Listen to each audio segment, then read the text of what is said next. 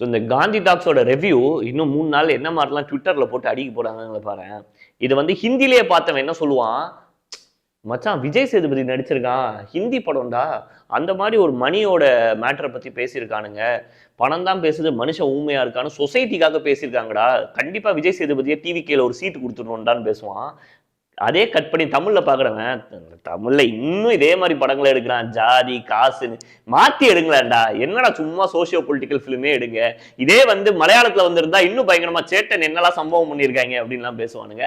So இந்த தமிழ் படம் அப்படிங்கிற அந்த ஒரு காம்ப்ளெக்ஸ் உங்க மண்டபுல வச்சிருக்கீங்களா, தூக்கி போட்டு இது மொழியே இல்லை, இது ஒரு விஷுவல் மீடியம், கம்ப்ளீட்டா சாங்ஸ்ல தான் போகுது. அதுலயும் ஏஆர் ரஹ்மான் சார் வர வந்துட்டாங்க. ஏஆர் ரஹ்மான் சாருக்கு ஒரு மிகப்பெரிய கான்ட்ரவர்சி இப்போ ஆல்ரெடி பாலிவுட்ல வர ஓடிட்டு இருக்கு.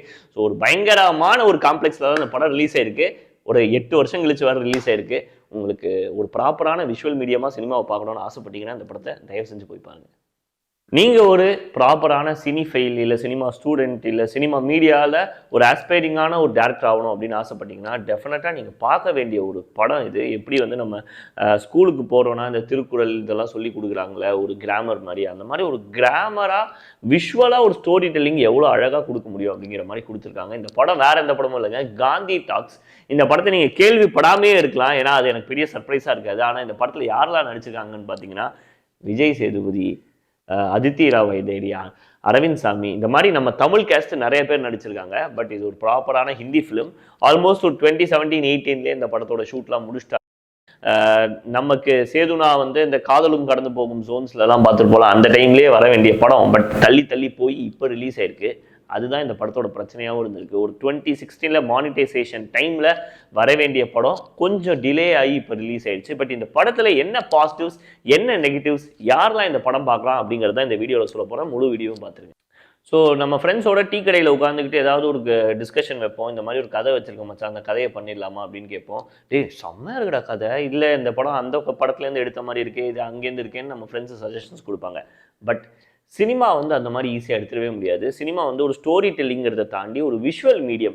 ஏன்னா இப்போ நீங்கள் வாய்ஸ் மீடியம், டெக்ஸ்ட் மீடியம்னு நிறைய மீடியம் இருக்குது. இப்போ நீங்கள் வந்து ஒரு vlog படிக்கிறீங்கன்னா அது வந்து ஒரு டெக்ஸ்ட் மீடியம், நியூஸ் பேப்பர் படிக்கிறீங்கன்னா டெக்ஸ்ட் மீடியம், இல்லைனா ரேடியோவில் வந்துட்டு நீங்கள் ஏதாவது கேட்குறீங்கன்னா அது வாய்ஸ் மீடியம். இதுக்கெல்லாம் ஒரு உருவம் கிடையாது. நீங்கள் ஒரு நாவல் படித்தா கூட அதுக்கு ஒரு உருவம் கிடையாது. ஏன் ஒருத்தன் வந்து சினிமாவில் வந்து உட்காடுறான், ஏன் ரஜினிக்கு, கமலுக்கு, விஜய்க்கு, அஜித்துக்கு விசில் அடிக்கிறான்னா விஷுவலாக அவங்க காட்டக்கூடிய ஒரு மேஜிக். அந்த மாதிரி விஷுவலாக ஒரு ஸ்டாருங்கிறதெல்லாம் தூக்கி போட்டுட்டு என்னால் என்ன ஃப்ரேம்குள்ளே கொண்டு வர முடியும் அப்படிங்கிற மாதிரி டேரக்டர் கொண்டு வந்திருக்காங்க. அண்ட் ஒவ்வொரு ஷாட்டுமே ஏதோ ஒன்று புதுசாக ட்ரை பண்ணியிருக்காங்க. அது ஒர்க் ஆயிருக்கோ இல்லையோ, அதுதான் ரொம்ப முக்கியமான விஷயமா நான் பார்க்குறேன். ஏன்னா ஒரு டேரக்டராக நீங்கள் எக்ஸ்ப்ளோர் பண்ணிக்கிட்டே இருக்கணும், அந்த ஸ்டீரியோ டைப்பில் மாற்றிடக்கூடாது. ஸோ அதெல்லாம் பிரேக் பண்ணி ஒரு விஷயத்தை கொடுத்துருக்காங்க. இதுதான் மிகப்பெரிய positive of the film.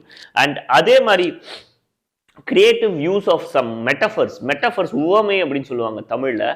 Gandhi tax அப்படின்னு இருக்கும்போது இந்த படத்தோட டைட்டிலே நிறைய பேர் இனிமேல் கொஞ்சம் வருஷத்தில் டீகோட் பண்ணுவாங்க.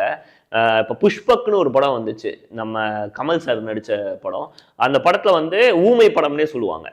அது வந்து ஒரு கரெக்டான வார்த்தையான இடத்துல ஊமை படம்னு மென்ஷன் பண்ணக்கூடாது. பட் ஒரு ஊமை படம், இதில் வந்து சவுண்டு கிடையாது, இல்லை இது டைலாக்ஸ் எதுவும் கிடையாது அப்படிங்கிற மாதிரி சொல்லியிருப்பாங்க. புஷ்பக்க தழுவி நிறைய படங்கள் அப்புறம் சைலண்ட் ஃபிலிம்ஸாக நிறைய ஃபிலிம்ஸ் வந்துச்சு.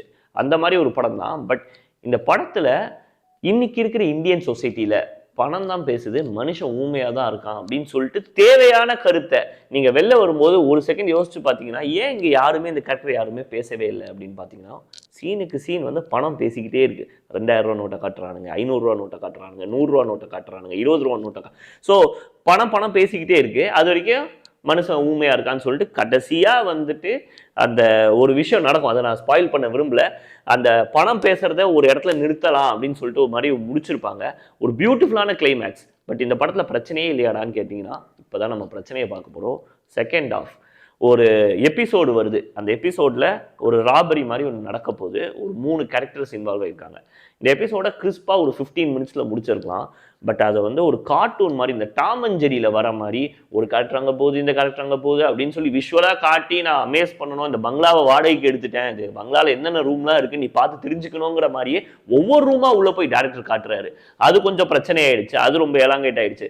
ஸோ உனக்கு கிளைமேக்ஸ் வரும்போது என்ன ஆயிடுச்சுன்னா, ஆல்ரெடி 3 மணி நேரம் ஆயிடுச்சா, 3 மணி நேரம் ஒரு டயலாக் கூட கேட்காம பார்த்துக்கிட்டே இருக்கேன் படம் அப்படின்னு சொல்லிட்டு நிறைய ரொம்ப சினிமா பேஷனேட்டா இருக்கிற பீப்புளும் லைட்டா உச்சு கொட்ட ஆரம்பிச்சிட்டாங்க. அதுதான் இந்த படத்தோட மிகப்பெரிய பிரச்சனையே.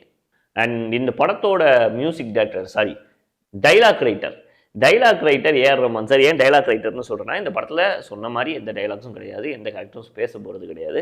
பட் அந்த கேரக்டர்ஸ் காட்டுற எமோஷனுக்கு ஒரு பேக்ரவுண்ட் கொடுக்கணும்ல, அதுதான் வந்து அந்த எமோஷனை கன்வே பண்ணி முடிக்கும். சும்மா விஜய் சேதுபதி அழுகுற மாதிரி இருக்கும்போது இவர் சந்தோஷமான பேக்ரவுண்ட் நீங்கள் கொடுத்துருந்தாருன்னா படமே காலியாக இருக்கும். பட் படத்துக்கு ஏற்ற மாதிரி ஒரு டோனாலிட்டி ஆஃப் த ஃபிலிம்க்கு ஏற்ற மாதிரி ஒரு மியூசிக்கை செட் பண்ணுறாரு ரஹ்மான். அண்ட் எனக்கு என்ன இருந்துச்சுன்னா, நம்ம ஆல்மோஸ்ட் ஒரு 15 வருஷமா தலைவரை ஃபாலோ பண்ணிட்டு வந்திருக்கோம். நிறைய இந்த படத்துல நீங்க ஆல்ரெடி போட்டீங்களே தலைவா, அதே டூன் இருக்கீங்க போட்டிருக்கீங்களே, முத்துல இதை நான் கேட்டிருக்கேனே அப்படிங்கிற மாதிரி தான் இருந்துச்சு. பட் ஸ்டில், ஏன்னா வந்து இந்த மாதிரி ஒரு படத்துக்கு கம்ப்ளீட்லி மியூசிக் ட்ரிவன் ஃபிலிம்க்கு நமக்கு வந்து அந்த சவுண்டிங் ரெசனேட்டாக தான் இருக்கும். வேற ஒருத்தரால் பண்ணியிருக்க முடியுமான்னு கூட தெரியல. அண்ட் இன்னொரு பாசிட்டிவ் என்னன்னா அந்த டிரான்சிஷன்ஸ். ஏன்னா இப்போ நீங்கள் டயலாக் பேசியிருந்தீங்கன்னா அங்கேருந்து ஒரு ஸ்விட்ச் கட்டை வச்சு அதுலேருந்து கனெக்ட் பண்ணிட்டு போயிடலாம். பட் இதில் டிரான்சிஷன்ஸ்லாம் அவ்வளோ நேர்த்தியாக இருந்துச்சு. ஓப்பனிங் ஷாட்லேயே ஒருத்தர் அந்த டைட்டில் கார்டு வந்தோடனே அந்த காந்தி டாக்ஸுங்கிறது ஒருத்தர் தொண்டையிலேருந்து வெளில வரும். அதுக்கப்புறம் அவர் வாயை காகுல் பண்ணி துப்புவார். அது ஒரு மீன் எடுத்துகிட்டு போகிற அம்மாவோட இதில் போய் விழும் அந்த தண்ணி. ஸோ இந்த மாதிரி டிரான்சிஷன் ஆரம்பிக்கும். அப்புறம் விஜய் சேதுபதி அவங்க அம்மாவை தூக்கிட்டு வந்துட்டு ஒரு ரெஸ்ட் ரூமில் உட்கார வைப்பார். அவங்க அம்மா உட்காருவாங்க. அந்த ரெஸ்ட் ரூமுக்கு கீழே கேமரா போகும். அப்புறம் முழுக்கு பிரியிற மாதிரி ஒரு ஷாட் வரும். ஸோ இந்த மாதிரி கொஞ்சம் நமக்கு ஒரு டிஸ்கஸ்டிங்கான ஒரு டோனில் ஆரம்பிச்சிருந்தாலுமே அங்கங்கே வந்துட்டு ஒரு மாதிரி அந்த டிரான்சிஷன்ஸ்லாம் நமக்கு நிறைய இடத்துல ஒர்க் ஆகிருந்தது. அது ஒரு மிகப்பெரிய பாசிட்டிவ். அண்ட் டெஃபினட்டாக ஆக்டர்ஸை பற்றி சொல்லி ஆகணும். முன்னாடியே சொன்ன மாதிரி விஜய் சேதுபதி ஆகட்டும், அரவிந்த் சாமி ஆகட்டும், அண்ட் அதித்தி ஆகட்டும், அண்ட் விஜய் சேதுபதிக்கு அம்மாவை நடித்தவங்க ஆகட்டும், ஒரு தீஃபாக ஒருத்தர் அவராகட்டும், எல்லா கேரக்டர்ஸுமே கண்டிப்பாக வந்து ட்ரெயின்டு ஆர்டிஸ்டாக தான் இருக்கணும் இந்த மாதிரி ஒரு படத்தை நடிக்கிறதுக்கு. ஏன்னா வந்து ஒரு சின்ன expression you make a fault, you can't repair. ஏன்னா வந்து நிறையா டேரக்டர்ஸ், நான் சொல்கிறது தப்பாக நினச்சிக்காதீங்க, ஒரு சீன் நடிக்கிறாங்க ஆக்டர், அது செட் ஆகலன்னா விடுமச்சான் டப்பிங்கில் பார்த்துக்கலாம் அப்படின்னு சொல்லிட்டு கட் பண்ணிட்டு போயிடுவோம். இல்லை விடுமச்சான் டப்பிங்கில் பார்த்துக்கலாம் அப்படிங்கிற ஆப்ஷனே கிடையாது. நீ ஒரிஜினலான ரியாக்ஷனை கொடுத்துருந்தா தான் இந்த படத்தையே நீ எடுத்துகிட்டு போக முடியும். ஸோ டைலாக்ஸ் எல்லாம் மாற்றி ட்வீக் பண்ணி சென்சார் போர்டுக்கு கொண்டு போயிட்டு இதை மாற்றி கொடுக்குறது இந்த மாதிரி விஷயமே கிடையாது. ஸோ இது ஒரு ஹானஸ்டான அட்டெம்ப்ட் தான். பட் இந்த படத்தில் பிரச்சனையாக நான் முன்னாடியே சொன்ன மாதிரி இந்த செகண்ட் ஹாஃபில் இருந்த ஸ்க்ரீன் பிளே கொஞ்சம் பெட்டராக பண்ணியிருக்கலாம். உங்களோட நோக்கம்லாம் நல்லா இருந்துச்சு, உங்கள் ஐடியாலாம் நல்லா இருந்துச்சு, ஒரு நாவல் பார்த்த மாதிரியே இருந்துச்சு. பட் இது எல்லாருக்குமான படமாக இருக்காது அப்படிங்கிறது தான் எனக்குமே தோணுது. அண்ட் கொஞ்சம் டிலேடாக வந்ததுனால சொன்ன மாதிரி 2016 அந்த பணத்தை பற்றியும் மானிட்டைசேஷனை பற்றியும் 2000 ரூபா நோட்டை பற்றியும் நிறைய பேர் பேசிகிட்டு இருந்தாங்க.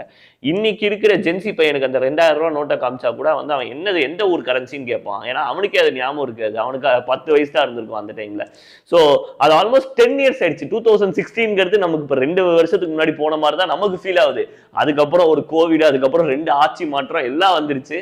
பட் 2026 இந்த படம் ரெலவெண்ட்டாக இல்லை. 2016 நல்ல படமாகவே இருந்திருக்கும். ஆனால் ஒரு 5-6 வருஷம் கழிச்சு திருப்பி ஒரு டிமானிட்டைசேஷன் நடக்கும்போது இந்த படத்தை போட்டுட்டு அன்றே கணித்தார் விஜய் சேதுபதினு ரீல்ஸ் எல்லாம் ட்ரெண்ட் பண்ணுவானுங்க கண்டிப்பாக வாட்ஸ்அப் ஸ்டோரியில். இந்த படத்தை நீங்கள் பார்க்கணுன்னு ஆசைப்பட்டீங்கன்னா இவ்வளோ சொல்லியும் நீங்கள் வந்து விஷுவல் மீடியமாக தேட்டரில் போய் பார்த்துருங்க. ஓடிடியில் பார்த்தீங்கன்னா உங்களுக்கு ஸ்கிப் பட்டன் இருந்துக்கிட்டே இருக்குது. ஒவ்வொரு சீனுக்கு அப்புறமும் நீங்கள் ஓட்டிக்கிட்டே இருப்பீங்க. ஸோ தேட்டரில் பார்க்கும்போது உங்களை உட்கார வச்சு என்னமோ ஒரு டேரக்டர் சொல்ல வராரு, ஒவ்வொரு ஃப்ரேமுக்கும் இவ்வளோ கஷ்டப்பட்டுருக்காங்க. ஏன்னா ஒரு யூஸ்வலாக ஒரு படம் வந்து 50லேருந்து 60 ஃப்ரேம்ஸில் எடுக்கிறதுன்னு சொல்லுவாங்க. 50 சீன்லேருந்து 60 சீன் தான் இருக்கும். பட் இந்த படத்தில் கிட்டத்தட்ட ஒரு 120 சீன் இருக்குது. கொஞ்சம் கொஞ்சமாக மாற்றிக்கிட்டே இருக்கணும். ஏன்னா டைலாக்ஸ் கிடையாது, கடந்து போக முடியாது. அதே மாதிரி ஹைப்பர் லிங்க் ஸ்க்ரீன் பிளேன்னு சொல்லுவாங்க. அரவிந்த் சாமி ஒரு கேரக்டர், விஜய் சேதுபதி ஒரு கேரக்டர். இப்போ மெய்யழகன் எடுத்துக்கிட்டிங்கன்னா அது வந்து ஒரு லீனியரான பேட்டர்னில் தான் வரும். 2 பேரும் போய் ஒரு இடத்துல சந்திப்பாங்க. ஆனால் இந்த இடத்துல இவருக்கு ஒரு பேரலாக வச்சுருப்பாங்க, அரவிந்த் சாமிக்கு ஒரு இடத்துல பேரலாக வச்சுருப்பாங்க. அந்த 2 லைஃபும் போயிட்டு இருக்கும். இவர் வந்து ரொம்ப பணக்காரர், இவன் ஒரு பிச்சைக்காரன். இவங்க 2 பேரும் அவ்வளோ கஷ்டப்படும் போது ஒரே காமன் கான்ஃப்ளிக்ட் தான். அது என்னன்னா பணம். 2 பேருக்கு இவனுக்கு அதிகமாக பணம் இருந்தும் எல்லா பணத்தையும் இழக்கிறான். இவங்கிட்ட பணமே இல்லை. இதில் ஒரு அழகான சீன் இருக்கும். டிஃபன் பாக்ஸில் சாப்பாட்டுக்கு பதிலாக அவர் வந்து என்னத்தை மைண்டில் ஏற்றணுமோ அதை மேனிஃபெஸ்ட் பண்ணி எழுதி வச்சிருப்பாரு. கடனை வந்து நீ கோடீஸ்வரன் ஆக போற, நாளைக்கு நீ இவ்வளோ கல்யாணம் பண்ணிக்க போற, இதெல்லாம் வந்துட்டு ஒரு டிஃபன் பாக்ஸ் எழுதி வச்சிருப்பாரு. இது ஒரு மேனிஃபெஸ்டேஷன் ரொம்பவே நல்லா இருந்துச்சு, புதுவிதமான சீனாக இருந்துச்சு. ஸோ இவங்க 2 பேரும் ஹைப்பர் லிங்க் ஸ்க்ரீன் பிளேல எங்கே மீட் பண்ணுறாங்க, அவங்க மீட் பண்ண அப்புறம் அந்த பணம் அவங்களுக்கு கொடுத்த பிரச்சனையை இவங்க எப்படி சால்வ் பண்ணுறாங்க அப்படிங்கிறது தான் இந்த கதை. ஸோ இவ்வளோ சொல்லிட்டேன். இதுதான் கம்ப்ளீட் படம். இதுக்கப்புறமா எனக்கு ஒர்க் ஆகும் அப்படின்னு நினைச்சவங்க கண்டிப்பாக இந்த படத்தை பார்த்து ஒரு பாசிட்டிவான நோட்டில் வெளில வாங்க. ஏன்னா மீண்டும் சொல்கிறோம், இப்போ மெய்யழகன் இந்த மாதிரி ஒரு ஹோல்சமான ஒரு சினிமா மெட்டீரியல் நிறைய பேர் மெயின் ஸ்ட்ரீம் ஆடியன்ஸ் ஒரு கார்த்தி படம் கைதி மாதிரி இருக்கும், ஆலியனால் அழகுராஜா மாதிரி இருக்கும்னு போய் உட்காந்துட்டு என்ன வளன்னு பேசிட்டு இருக்காங்கன்னு உச்சி கொட்டிட்டு வந்து அந்த படத்தோட ஒரு தியேட்ரிக்கல் கிராஸே கம்மி பண்ணி விட்டாங்க. நான் அந்த படம் ப்ரொடியூசர்ல எனக்கு மனசுல கொஞ்சம் கஷ்டமா இருந்துச்சு. பட் அதே மாதிரி இந்த மாதிரி ஒரு நல்ல அட்டெம்ப்ட் எடுத்துக்கும் போது இந்த டேரக்டருக்கு படமே எடுக்க தெரியலப்பா, டைலாக் வச்சிருந்தா நல்லா இருந்திருக்குமே இந்த படத்துக்குலாம் சில பேர் கமெண்ட் பண்ணாங்க. சில பேர் இதுக்கு மேல போயிட்டு விஜய் சேதுபதி கிட்ட போயிட்டு பிக் பாஸ்ல அவ்வளவு பேசுறீங்க இந்த படத்துல பேசவே இல்லையே அப்படின்லாம் சொல்லிட்டு நிறைய பேர் பேசியிருந்தாங்க. இதெல்லாம் ரொம்ப அன்வான்ட் சில்லியான கமெண்ட்ஸா நான் பாக்குறேன். ஸோ இது ஒரு கிளாசிக்கான ஃபிலிம், இது ஒரு கிளாசிக்கான அப்ரோச்ல போய் பார்த்துட்டு எப்படி இந்த மாதிரி ஃபிலிம் மேக்கிங்ல விஷுவல் ட்ரீட் கொடுக்க முடியுங்கிறத என்ஜாய்